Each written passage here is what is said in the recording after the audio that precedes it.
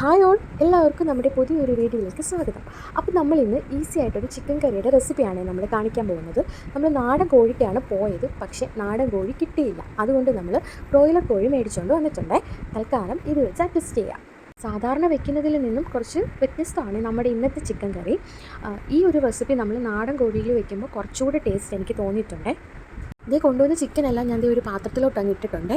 ഇനി ഇതെല്ലാം ഒന്ന് കഴുകി വൃത്തിയാക്കി എടുക്കണം. അകത്ത് നിന്ന് വൃത്തിയാക്കാൻ വയ്യ, വെളിയിൽ പോയി കഴുകാമെന്നും പറഞ്ഞിട്ട് ഞാൻ വെളിയിൽ പോയിട്ടാണ് ചിക്കനെല്ലാം വൃത്തിയാക്കി എടുത്തുകൊണ്ട് വന്നിട്ടുള്ളത്. പക്ഷേ അമ്മാതിരി വെയിലായിരുന്നു, എൻ്റെ ഉച്ച പൊട്ടിപ്പോയി അതേമാതിരിയുള്ള വെയിലായിരുന്നേ. ഇന്നത്തെ ചിക്കൻ കറിക്ക് സവാള അരിഞ്ഞ് ആരും കരയേണ്ടി വരത്തില്ല. കാരണം മിക്സിയുടെ ജാറിലോട്ട് സവാള ഇങ്ങനെ വെട്ടിക്കണ്ടിച്ചങ്ങോട്ടിട്ടിട്ട് നല്ലോണം ഇനി അരച്ചിഞ്ഞെടുക്കണം. അരച്ചെടുക്കുമ്പോൾ വെള്ളം ചേർക്കാതെ വേണേൽ അരച്ചെടുക്കാനായിട്ട് ഇതേപോലെ നന്നായിട്ട് ഇനി അരച്ചിഞ്ഞെടുത്തേക്കണം. നമ്മുടെ ഇന്നത്തെ ചിക്കൻ കറിയുടെ സ്പെഷ്യൽ ഇൻഗ്രീഡിയൻ്റ് ആണ് ഈ വറ്റൻമുളക്. ഇന്നത്തെ ചിക്കൻ കറി വെക്കുന്നതിനകത്ത് ഇവനാണ് ഏറ്റവും വലിയ താരം. അങ്ങനെ ഞാൻ കുറേ മുളകെടുത്തിട്ടുണ്ട്. ആ മുളകിൻ്റെ എല്ലാം എല്ലാം എടുത്ത് മാറ്റി ഇവിടെ വൃത്തിയാക്കി വെച്ചിട്ടുണ്ട്. ഇനി നമുക്കിതിനകത്തോട്ട് ആവശ്യമായിട്ടുള്ള ഇഞ്ചിയും വെളുത്തുള്ളിയെല്ലാം ഇതേപോലെ തൊലി പൊളിച്ച് ഇഞ്ഞെടുക്കണം. ഒരു ദാശിനെ നോക്കണ്ട, നമ്മൾ എടുത്തു വെച്ചിരിക്കുന്ന ഇഞ്ചിയും വെളുത്തുള്ളിയും ഇതേപോലെ ഒരു ഇടികളിലോട്ടിട്ട് നന്നായിട്ട് ഇനി ഇടിച്ചിടിച്ചിടിച്ചിടിച്ചിഞ്ഞെടുക്കണം. ഞാനിവിടെ നിറയെ ഇഞ്ചിയും വെളുത്തുള്ളിയും എടുത്തിട്ടുണ്ട്. കാരണം എനിക്ക് ഈ ഒരു ഫ്ലേവർ ഇഷ്ടമാണ് ചിക്കൻ കറിയിലൊക്കെ. അതുകൊണ്ടാണ് ഞാൻ ഇച്ചിരി തോനെ അധികം എടുത്തിട്ടുണ്ട്. നിങ്ങൾക്ക് ആവശ്യത്തിന് മാത്രം എടുത്താൽ മതിയേ. ചിക്കൻ കുറച്ചേ ഉള്ളെന്നും പറഞ്ഞുകൊണ്ട് ചെറിയ പാത്രം നമ്മൾ എടുക്കരുത്. നമ്മുടെ വീട്ടിലേക്കും ഉള്ളതിൽ വെച്ച് ഏറ്റവും വലിയൊരു പാത്രം ഇനി എടുത്തേക്കണം. പാത്രം വലുതെടുക്കാൻ പറഞ്ഞത് വേറൊന്നും കൊണ്ടല്ലേ, കാരണം ഞാൻ വഴിയെ പറഞ്ഞു തരാം. ചട്ടി ചൂടായി വന്നപ്പോഴത്തേക്കും ഞാൻ കുറച്ചധികം വെളിച്ചെണ്ണ ഒഴിച്ചു കൊടുത്തിട്ടുണ്ട്. എന്നിട്ട് വെളിച്ചെണ്ണ ചൂടായി വന്നപ്പോഴത്തേക്കും അതിലോട്ട് നമ്മുടെ ചതച്ച് വെച്ചിരിക്കുന്ന ഇഞ്ചിയും വെളുത്തുള്ളി എടുത്തിട്ട് കൊടുത്തിട്ടുണ്ട്. ഇഞ്ചിയും വെളുത്തുള്ളി നല്ലോണം എണ്ണയിൽ കിടന്ന് മൂത്ത് വരണേ, കരിഞ്ഞു പോകാതെ നോക്കണം. ഈ ഒരു കളർ ആകുമ്പോഴത്തേക്കും നമ്മൾ അരച്ച് വെച്ചിരിക്കുന്ന ഉള്ളി അതിലോട്ട് ഇട്ട് കൊടുക്കാം. പിന്നെ ഒന്നും നോക്കണ്ട, കൈ വിടാതെ ഇങ്ങനെ നിന്നങ്ങ് ഇളക്കി കൊടുത്തേക്കണം. തീ സിമ്മിലിട്ട് വേണേ ഇളക്കാൻ, ഇല്ലെങ്കിൽ ഈ ഉള്ളിയെല്ലാം കൂടെ അങ്ങ് അടി കയറി പിടിക്കും. ഈ ഒരു കളറായി വരുമ്പോഴത്തേക്കും നമ്മൾ എടുത്തു വെച്ചിരിക്കുന്ന വറ്റൽമുളക് ഉണ്ടല്ലോ, ആ വറ്റൽമുളക് ഇതിനകത്തോട്ട് അങ്ങോട്ട് തട്ടിക്കൊടുക്കാം.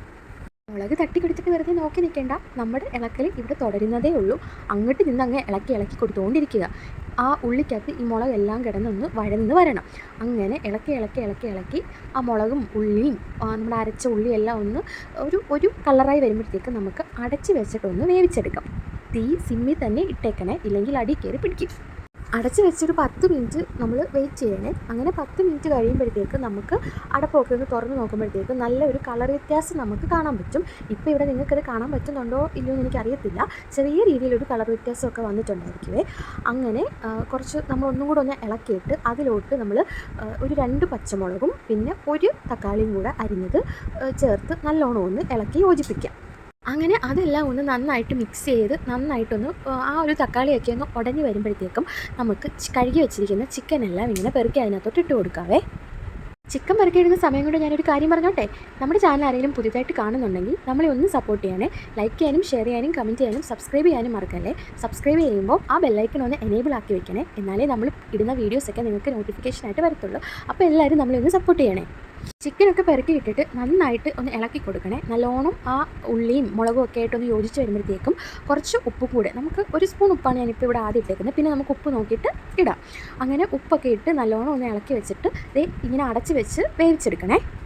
ഞാൻ ചിക്കനകത്തോട്ട് ഒരു ഇച്ചിരി പോലും വെള്ളം ഒഴിച്ചിട്ടില്ലായിരുന്നു. അടച്ച് വെച്ചിട്ട് ഒരു 10 മിനിറ്റ് കഴിഞ്ഞ് നോക്കിയപ്പോഴത്തേക്കും ഇത്രയും വെള്ളം വന്നിട്ടുണ്ട്.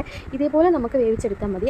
വെള്ളം ഒന്നും ഒഴിച്ച് അങ്ങ് ഒരുപാട് ഗ്രേവി ആക്കി കളയേണ്ട കാര്യമില്ല. നമ്മൾ ആ മുളകൊക്കെ ഒന്ന് ഉടച്ചു കൊടുക്കണേ. ഇപ്പോൾ തന്നെ നമ്മുടെ ചിക്കൻ ഒരു കളർ വ്യത്യാസമൊക്കെ വന്നു തുടങ്ങിയിട്ടുണ്ട്. നല്ലോണം ഇങ്ങനെ നിന്ന് ഇളക്കണം. ഇതാ ഞാൻ പറഞ്ഞത്, നേരത്തെ കൂട്ടത്തിൽ ഏറ്റവും വലിയൊരു പാത്രം തന്നെ എടുക്കാൻ. നമ്മൾ ചെറിയ പാത്രമാണെങ്കിൽ ഇങ്ങനെ നിന്ന് ഇളക്കുമ്പോൾ നമുക്കത് നല്ലോണം ഇളക്കാൻ പറ്റത്തില്ല. അതാണ് ഞാൻ ഒരു വലിയ പാത്രം ആദ്യമേ എടുക്കാൻ പറഞ്ഞത്. അങ്ങനെ ഇടയ്ക്ക് ഇളക്കിയും തുറന്നും ഒക്കെ നോക്കി നമ്മുടെ ചിക്കനൊക്കെ ഒരുമാതിരി വെന്ത് വരുമ്പോഴത്തേക്കും നമ്മൾ 2 സ്പൂൺ മുളക് പൊടി നമ്മൾ ഇട്ട് കൊടുത്തിട്ടുണ്ട്. അങ്ങനെ 2 സ്പൂൺ മുളക് പൊടിയും 1 സ്പൂൺ മല്ലിപ്പൊടിയും കുറച്ച് മഞ്ഞൾപ്പൊടിയും കുരുമുളക് പൊടി 1 സ്പൂൺ, എരിവിന് ആവശ്യമായിട്ടുള്ള കുരുമുളക് പൊടി ഇട്ടാൽ മതി, അത് ഓരോരുത്തരുടെ ഇഷ്ടം പോലെ. പിന്നെ ഗരം മസാലയും പെരിഞ്ജീരകപ്പൊടിയും കൂടി ഇട്ട് നല്ലോണം ഇനി ഇളക്കിയെടുക്കണേ. നമ്മൾ വറ്റൽമുളക് ഇട്ടുകൊണ്ട് തന്നെ അത്യാവശ്യം എരിവ് കാണും. അതുകൊണ്ട് മുളക് പൊടി അങ്ങ് ഒരുപാട് ഇടേണ്ട കാര്യമില്ലേ. ഞാൻ എടുത്തിരിക്കുന്ന ആ സ്പൂൺ കണ്ടായിരുന്നു, അതിൽ ഞാനൊരു 2 സ്പൂൺ മുളക് പൊടി മാത്രമേ ഇട്ടിട്ടുള്ളൂ. പിന്നെ അവസാനം ഒരു 2 പച്ചമുളക് ഇങ്ങനെ കൊച്ചതായിട്ട് അരിഞ്ഞതും കൂടെ ഞാൻ ചേർത്ത് കൊടുക്കുന്നുണ്ട്. എന്നിട്ട് ഇതേ നല്ലോണം നിന്ന് ഇതേപോലെ അങ്ങ് ഇളക്കി കൊടുക്കണേ. അങ്ങനെ ഇളക്കിയിട്ട് കുറച്ച് നേരം നമ്മൾ ഒന്ന് അടച്ച് വെച്ച് വേവിച്ചെടുക്കണം. ഇപ്പം തന്നെ നമ്മുടെ ചിക്കൻ എല്ലാം ഒന്ന് വെന്ത് വന്നിട്ടുണ്ട്. ഈ മസാലയൊക്കെ ചിക്കനിലോട്ട് പിടിക്കാൻ വേണ്ടിയിട്ടാണ് നമ്മൾ കുറച്ച് നേരം കൂടെ ഒന്ന് അടച്ച് വെച്ച് വേവിക്കുന്നത്. അതിൻ്റെ ഇടയിലോട്ട് ഇതേ കുറച്ച് വെളിച്ചെണ്ണയുടെ പോരാഴിക ഉണ്ടെന്ന് മനസ്സിലായപ്പോൾ കുറച്ച് വെളിച്ചെണ്ണ കൂടി ഇതേ അവസാനം ഒന്ന് ചേർത്ത് കൊടുക്കുന്നുണ്ട്. ഇനി ഞാൻ സത്യം പറഞ്ഞാൽ ഇത് എൻ്റെ റെസിപ്പിയല്ല, എൻ്റെ കെട്ടിയോൻ്റെ റെസിപ്പിയാണ്. പുള്ളിയാണ് എനിക്ക് ഈ ഒരു റെസിപ്പി എനിക്ക് പരിചയപ്പെടുത്തുന്നത്. പക്ഷേ നല്ല ടേസ്റ്റുണ്ട്. നമ്മൾ സാധാരണ വെക്കുന്നതിനേക്കാളും ഒരു വേറിട്ട ഒരു ടേസ്റ്റാണ് ഇങ്ങനെ വെക്കുമ്പോൾ. നമ്മൾ ഒരുപാട് മസാലയൊന്നും ഇടുന്നില്ല. അതേപോലെ തന്നെ അത്യാവശ്യം നല്ല എരിവുമുണ്ട്. നല്ല സ്പൈസി ആയിട്ടൊക്കെ ഇഷ്ടമുള്ളവർക്ക് തീർച്ചയായിട്ടും നമ്മുടെ ഈ ഒരു ചിക്കൻ കറി ഇഷ്ടപ്പെടും. അങ്ങനെ നമ്മൾ അവസാനം ഉപ്പുണ്ടോ എന്ന് നോക്കിയതാണ്. അങ്ങനെ ഉപ്പൊക്കെ ഉണ്ടായിരുന്നു. ഞാൻ ആദ്യമായിട്ട് ഒരു സ്പൂൺ ഉപ്പേ ഇട്ടിട്ടുള്ളായിരുന്നു. ഉപ്പൊക്കെ ഇവിടെ കറക്റ്റാണ്. നമ്മുടെ ചിക്കൻ കറി ഇവിടെ റെഡിയായി വന്നിട്ടുണ്ട്. അങ്ങ് ഒരുപാട് ഗ്രേവിയില്ല, ഇങ്ങനെ ഒരു റോസ്റ്റ് പരുവത്തിലാണ് നമ്മൾ എടുത്തിരിക്കുന്നത്. ഇപ്പോഴും നമ്മൾ ഒരേപോലെയല്ലേ ചിക്കൻ കറിയൊക്കെ വെക്കുന്നത്. ഒരു വട്ടം ഇങ്ങനെ ഒന്ന് ട്രൈ ചെയ്ത് നോക്കണേ, തീർച്ചയായിട്ടും എല്ലാവർക്കും ഇഷ്ടപ്പെടും. അങ്ങനെ ഞാൻ ഉച്ചയ്ക്ക് ചോറൊക്കെ എടുത്തിട്ടുണ്ട്. അപ്പോൾ ഇന്നത്തെ വീഡിയോ ഇത്രയേ ഉള്ളൂ. Tata bye bye, see U.